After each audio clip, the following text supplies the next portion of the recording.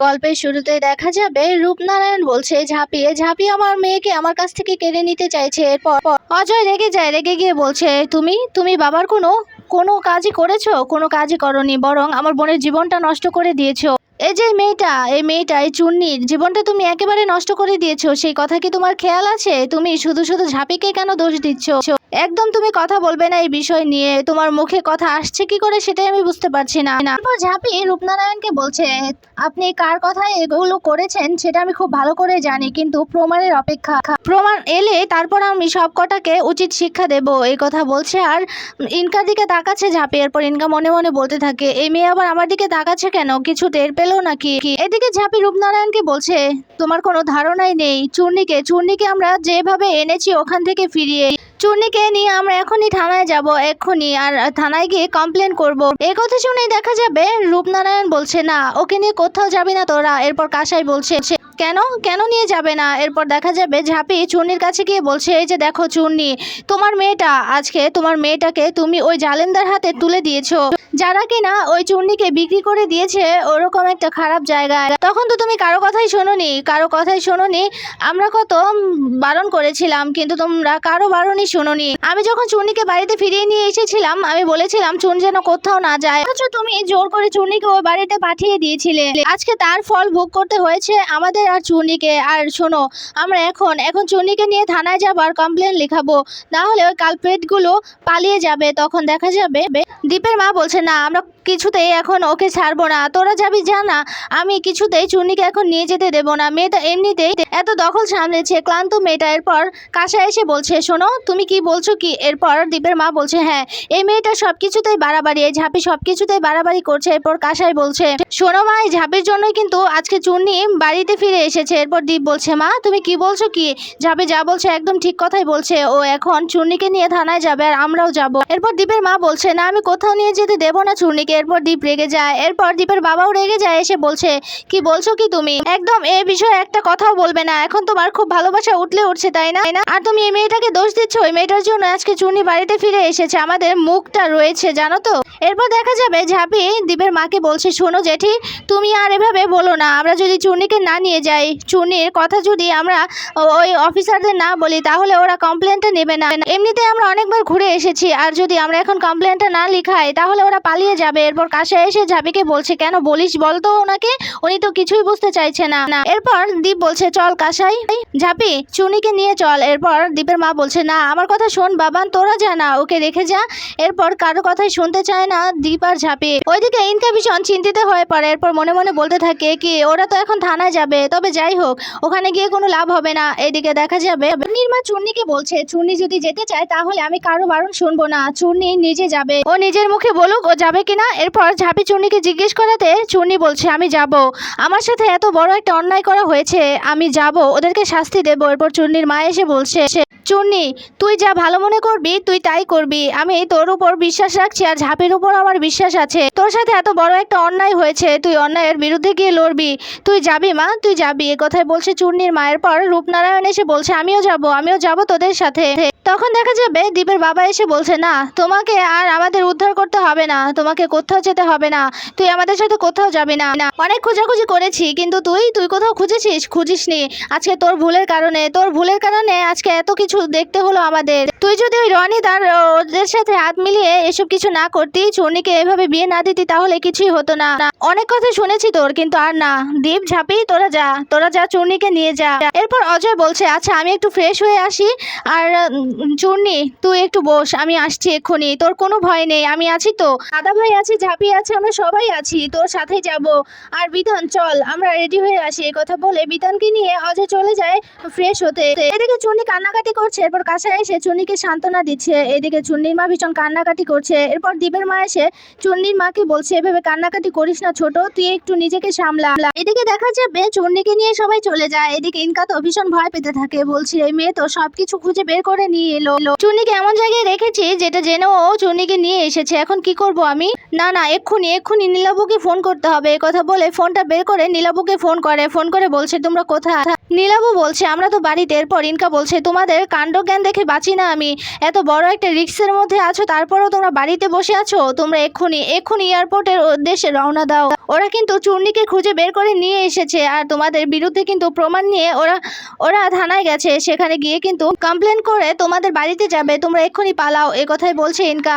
ওইদিকে দেখা যাবে সবাই মিলে চলে গেছে থানাতে। এরপর গিয়ে চূর্ণী বলছে, আমাকে ওরা অজ্ঞান করে হাত পা বেঁধে সুটকেসে ভরে আমাকে নিয়ে কোঠাবাড়ির রূপমহলে নিয়ে বিক্রি করে দিয়েছে। আমি ওদের কঠিন বিচার চাই, কঠিন বিচার।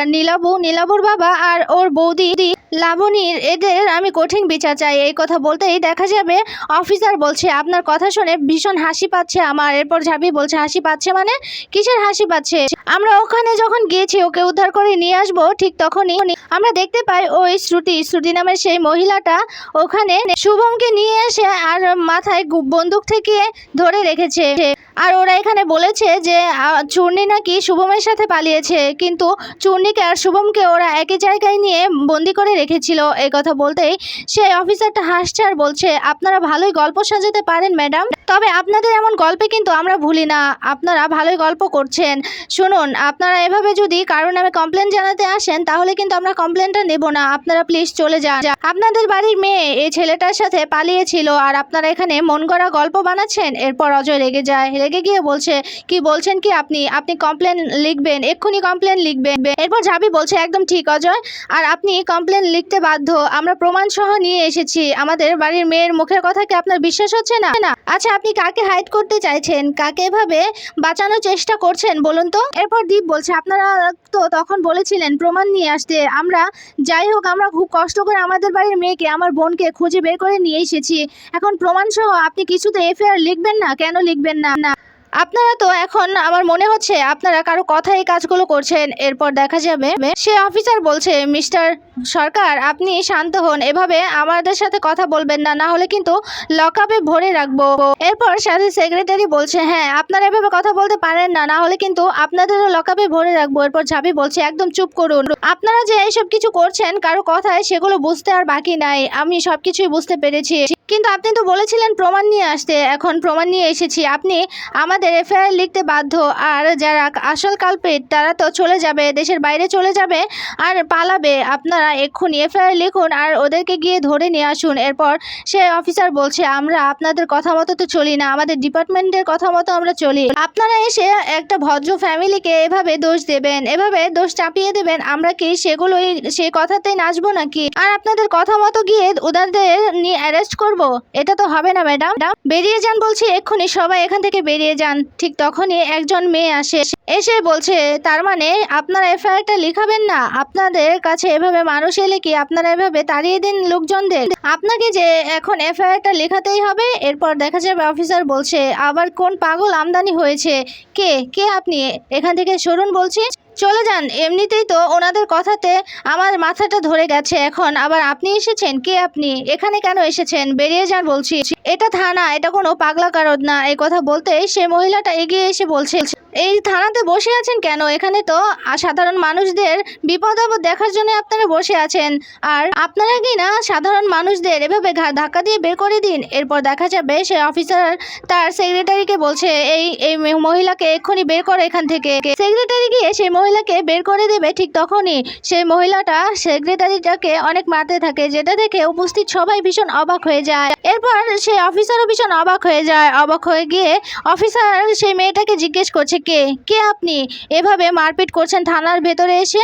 এরপর সেই মেয়েটা বলছে, আমি কে? আপনি জানতে চান তো আমি কে? এরপর অফিসার বলছে, হ্যাঁ আমি জানতে চাই আপনি কে, এভাবে এখানে এসে মারপিট করছেন, আবার আমার মুখে মুখে তর্ক করছেন। এরপর সেই মেয়েটা নিজের আই কার্ড বের করে বলছে, আমি উজ্জয়িনী সিনহা, এই থানার নতুন ওসি। এই কথা শুনে তো ভীষণ ভয় পেয়ে যায় সেই পুলিশ অফিসার। এদিকে ভীষণ খুশি হয়ে যায় ঝাঁপি সহ সবাই। এদিকে সবাই অবাকও হয়ে যায়, অবাক হয়ে তাকিয়ে আছে সেই নতুন অফিসারের দিকে। এদিকে ভীষণ ভয় পেয়ে যাচ্ছে সেই পুরনো অফিসার। এরপর সবাই মিলে সেলুট করছে উজ্জয়িনী সিনহাকে। এরপর উজ্জয়িনী সিনহা বলছে, এতক্ষণ আপনার সব কথা আমি শুনেছি, আশা করছি আমার পরিচয়ের আর কোনো দরকার নেই। আপনাদের এখানে রাখা হয়েছে সাধারণ পাবলিকের উপকার করার জন্য। এখানে এসে তো আমি তা দেখতে পাচ্ছি না, আপনারা এখানে কেন বসে আছেন? এরপর দেখা যাবে ঝাঁপি উজ্জয়িনী সিনহাকে বলছে, ম্যাডাম আপনাকে অসংখ্য ধন্যবাদ, আপনি ঠিক সময় মতো চলে এসেছেন। এরপর উজ্জয়িনী উজ্জয়িনী সিনহা বলছে আমাকে যে আসতেই হতো, আমি অনেক খবর পেয়েছি, এই যে আপনাদের অনেক কথাই আমি শুনেছি।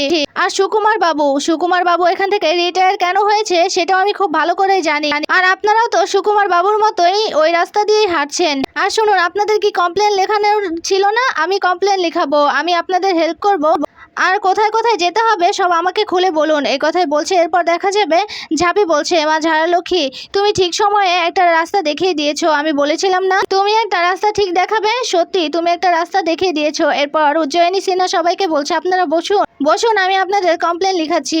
এর কথা বলতেই দেখা যাবে চূর্ণি, ঝাঁপি আর শুভম বসে পড়ে চেয়ারে। এরপর উজ্জয়িনী সিনহা বলছে হ্যাঁ বলুন, আপনাদের কি কমপ্লেন লিখানোর আছে? এরপর ঝাঁপি বলছে আমি ঝাঁপি সরকার। এরপর উজ্জয়িনী সিনহা বলছে আমি আপনার নাম অনেক শুনেছি, আমি আপনার বিষয়ে অনেক কিছুই জানি। এরপর বিতান ঝাঁপিকে বলছে ঝাঁপি তুই তো ফেমাস হয়ে গেছিস। এরপর ঝাঁপি বলছে চুপ করবি তুই। এরপর উজ্জয়িনী সিনহা বলছে আমি আপনাদের এই কেসটার বিষয়ে আমি এখানে জেনে এসেছি, জানেন তো আমি খুব প্রাউড অফ ফিল করছি আপনাদের চোখের সামনে দেখে। আপনারা নিজে দায়িত্ব নিয়ে আপনাদের বাড়ির মেয়েকে যেভাবে খুঁজে বের করলেন, সত্যি অবাক করা বিষয়। যেটা আমাদের ডিপার্টমেন্টের করা উচিত ছিল, আমাদের পুলিশের করা উচিত ছিল, সেগুলো আপনারা করেছেন। তবে আমি আপনাদের কাছে আগে ক্ষমা চেয়ে নিচ্ছি, যেগুলো আমাদের করার কথা ছিল সেগুলো আমরা করতে পারিনি কিছু লোকের কারণে, যারা কিনা প্রভাবশালী লোকদের সাথে মিলে এসব কাজ বন্ধ করে দেয় শুধুমাত্র তাদের জন্য আমাদের ডিপার্টমেন্টের নাম খারাপ হয়। আর এই যে অফিসার, আপনাকে বলছি আপনি এক্ষুনি প্রত্যেকটা রাস্তার ধারে চেকপোস্ট বসান, কিছুতেই যেন এই বর্ধমান থেকে ওই লোকগুলো কিছুতেই বেরিয়ে যেতে না পারে, নীলাভ আর তার পরিবার কিছুতেই পালাতে না পারে। প্রত্যেক জায়গায় চেকপোস্ট বসান। আর 5 মিনিটস, আপনার হাতে 5 মিনিটস আছে, প্রত্যেকটা এলাকা থেকে যেন চেকপোস্ট বসানো হয় আর কড়া পাহারায় যেন থাকা হয়। আর আপনাকে কি বলেছি শুনতে পেয়েছেন?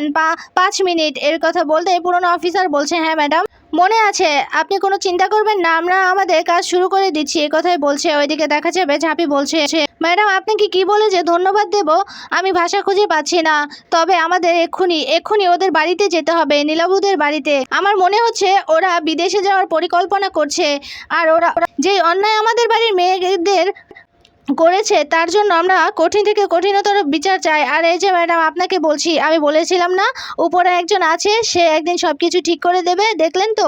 এরপর সেই পুরনো অফিসার কিছুই বলতে পারে না। এইদিকে দেখা যাবে উজ্জয়িনী সিনহা বলছে ওই লোকগুলোকে যদি না ধরতে পারি, আপনি যদি ওই লোকগুলোর কোনো সন্ধান না দিতে পারেন, তাহলে আপনার সাথে কি হবে সেটা খুব ভালো করে বুঝতে পারছেন। এরপর সেই পুরনো অফিসার ভয় পেয়ে যায়। এরপর যেতে যাবে, ঠিক তখনই পিছন ফিরে তাকিয়ে মনে মনে বলতে থাকে না এক্ষুনি আমাকে ইনকা ম্যাডামকে ফোন করে সবটা জানাতে হবে, তবে খুব সাবধান, না হলে তো ওই চাপটা আমার উপরেই পড়বে। কথা বলে চলে যায় সেখান থেকে। এদিকে দেখা যাবে উজ্জয়িনী সিনহা ঝাঁপিকে বলছে তাহলে ম্যাডাম এখন কি আমরা ওই নীলাবদের বাড়িতে যাব? এরপর ঝাঁপি বলছে হ্যাঁ আমাদের এক্ষুনি ওখানে যেতে হবে, না হলে ওরা পালিয়ে যাবে। এরপর উজ্জয়িনী সিনহা বলছে ওরা কোথাও পালাতে পারবে না, এই বর্ধমান থেকে তো কোথাও পালাতে পারবে না। একজনকে ডেকে বলছে শোনো ওদের ফোন ট্রেস করার চেষ্টা করো, লোকেশন ট্রেস করো, ওরা কোথায় আছে আমাদের জানতে হবে। কথা বলে সবাই মিলে বেরিয়ে যায় নীলাবদের বাড়িতে যাওয়ার উদ্দেশ্যে। এইদিকে দেখা যাবে অজয় ঝাঁপিকে বলছে হ্যাঁ রে ঝাঁপি আমরাও যাবো। এরপর ঝাঁপি বলছে না তুমি ওকে চূর্ণিকে নিয়ে বাড়িতে চলে যাও, চূর্ণির রেস্টের প্রয়োজন আছে, ওকে ওখানে যেতে হবে না, আমরাই যাচ্ছি। এরপর দেখা যাবে অজয় বলছে ঠিক আছে আমি চূর্ণিকে নিয়ে যাচ্ছি। এরপর ঝাঁপি শুভমকে বলছে শুভম তুইও বাড়িতে চলে যা আর গিয়ে রেস্ট কর। এই কথা বলেই দেখা যাবে ঝাঁপি দীপকে বলছে চলো আমরা যাই। এরপর দীপ বলছে হ্যাঁ তোরা চূর্ণিকে নিয়ে যা অজয়, ওকে বাড়িতে নিয়ে যা। আর চূর্ণি তুই কোনো চিন্তা করিস না, আসল অপরাধীরা ঠিক শাস্তি পাবে, আর তুই বাড়িতে গিয়ে একটু রেস্ট কর। কথা বলে দীপ ঝাঁপি চলে যায়। এদিকে দেখা যাবে অজয় চূর্ণিকে নিয়ে যাবে, তখন শুভম বলছে চূর্ণি দাঁড়া। এরপর চূর্ণি পিছন ফিরে তাকাতে শুভম চূর্ণির কাছে হাত জোর করে ক্ষমা চাইছে, বলছে আই এম সরি, আমি সত্যি ভাষা খুঁজে পাচ্ছি না তোমার কাছে ক্ষমা চাওয়ার, সত্যি আমার মুখ নেই তোমার কাছে ক্ষমা চাওয়ার, তবে যদি পারো আমাকে ক্ষমা করে দিও। ওই দিন যদি আমি এমনটা না করতাম আজকে এই দিন কিছুতেই দেখতে হতো না, আমাকে ক্ষমা করে দিও আর নিজের খেয়াল রেখো। এ কথাই বলছে শুভম চূর্ণিকে।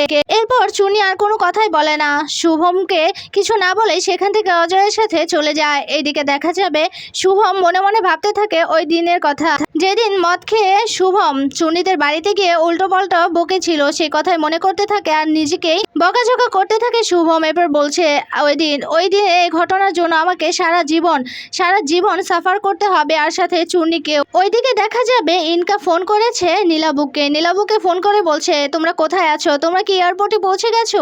এরপর নীলাবু বলছে না আমরা এয়ারপোর্টে পৌঁছতে পারিনি, তবে রাস্তায় আছি। এরপর ইনকা বলছে শোনো আমার হাতের বাইরে গেছে, পুরোটা আমার হাতের বাইরে চলে গেছে, আমি এখন কিছুই করতে পারবো না, তোমরা যত তাড়াতাড়ি সম্ভব এই দেশ থেকে চলে যাও। তখনই দেখা যাবে ওদের গাড়িটা থেমে যায়। এরপর নীলাবু ভয় পেয়ে ইনকাকে বলছে সামনে চেকপোস্ট ইনকা দিয়ে এখন কি করবো। এরপর ইনকা বলছে যে করে হোক ওখান থেকে পালাও, ওখান থেকে তোমাদের পালাতে হবে, কারণ ওই থানাতে নতুন একজন অফিসার এসেছে। এখন আমাদের যে হাতে লোক ছিল অফিসারটা সে আর কিছুই করতে পারবে না, সেই নতুন অফিসারটা ঝাঁপিদের সাথে তোমাদের বাড়িতে গেছে তোমাদের খোঁজার জন্য। এরপর দেখা যাবে নীলাবু বলছে কেন ইনকাদি, তুমি তো তখন বলেছিলে তুমি সবটা ম্যানেজ করবে। এরপর ইনকা রেগে গিয়ে বলছে আমি যদি সবটা ম্যানেজ করি তাহলে তোমরা কি করবে? আমার যতটুকু স্বার্থ ছিল আমি ঠিক ততটুকুই করতে পেরেছি, এখন পুরোটা আমার হাতের বাইরে চলে গেছে। এখন তোমরা তাড়াতাড়ি গা ঢাকা দাও, তোমরা তাড়াতাড়ি এখান থেকে পালিয়ে সোজা এয়ারপোর্টে চলে যাও। এরপর নীলাবু বলছে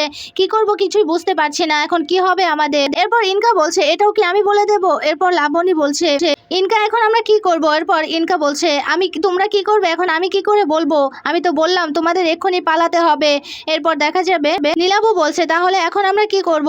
তখনই দেখা যাবে নীলাবুর বৌদি লাবণী নীলাবুর বাবাকে বলছে জেঠুমণি তুমি তাড়াতাড়ি গাড়িটা ঘুরিয়ে নাও, আমাদের অন্য রাস্তা ধরতে হবে। এরপর দেখা যাবে নীলাবুর বাবা গাড়িটা ঘুরিয়ে নেয়, অন্য রাস্তা দিয়ে যেতে যায়। ঠিক তখনই লাবণী বলছে আরে জেঠা তুমি একটু ভালোভাবে গাড়িটা চালাও, পালাতে গিয়ে আবার আমাদের জীবনটাই না চলে যায়।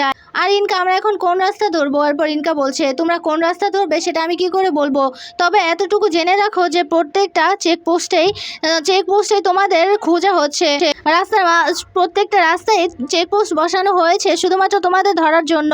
এরপর দেখা যাবে লাবণী বলছে তাহলে এখন কি করব? এরপর ইনকা বলছে আমার কাছে খুব ভালো একটা প্ল্যান আছে, প্ল্যানটা তোমরা মনোযোগ দিয়ে শুনো, এই কথা বলছে ইনকা। এরপর ইনকা বলে দিচ্ছে কি কি করতে হবে নীলাবুদের। ওইদিকে দেখা যাবে ঝাঁপি পুলিশ ফোর্স নিয়ে চলে গেছে নীলাবুদের বাড়িতে। এরপর নীলাবুর মা বলছে আমার ছেলেটা অপকর্ম সেটা জানতাম, কিন্তু এতটা খারাপ হয়ে যাবে সেটা আমি কোনোদিনও জানতাম না।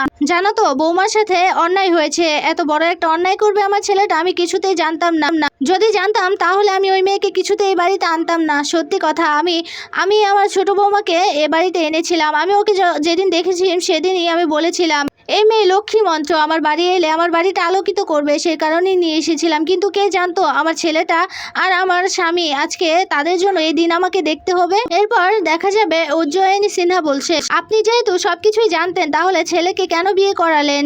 আপনি তো জানতেন যে আপনার বড় ছেলের বউয়ের সাথে আপনার ছোট ছেলের সম্পর্ক আছে, তাহলে কেন বিয়েটা করালেন? এরপর দেখা যাবে কিছুই বলতে পারে না নীলাবুর মা। এরপর নীলাবুর বোন এসে বলছে সত্যি বৌদির সাথে যা হয়েছে অন্যায় হয়েছে, আমি চাই দাদা আর বৌদি আর ওদের কঠিন শাস্তি হোক। ছোট বৌদির সাথে অন্যায় হয়েছে, আমি যতটুকু পেরেছি আপনাদের হেল্প করেছি, আমি যখন বুঝতে পেরেছি তখন আমি আপনাদের চিঠি পাঠিয়েছি। এই কথা বলেই বলতে থাকে আমি চাই আমার দাদার কঠিন থেকে কঠিনতর শাস্তি হোক। এইদিকে দেখা যাবে নীলাবুর মা বলছে আমিও চাই আমার ছেলের শাস্তি হোক, যদি আমার ছেলে অন্যায় করে থাকে তাহলে তো শাস্তি পেতেই হবে, আর আমার ছেলে অন্যায় করেছে সেটা আমি খুব ভালোই বুঝতে পেরেছি, এত বড় একটা অন্যায় করবে আমি বুঝতে পারিনি, তবে ওর শাস্তি হোক আমি এটা চাই।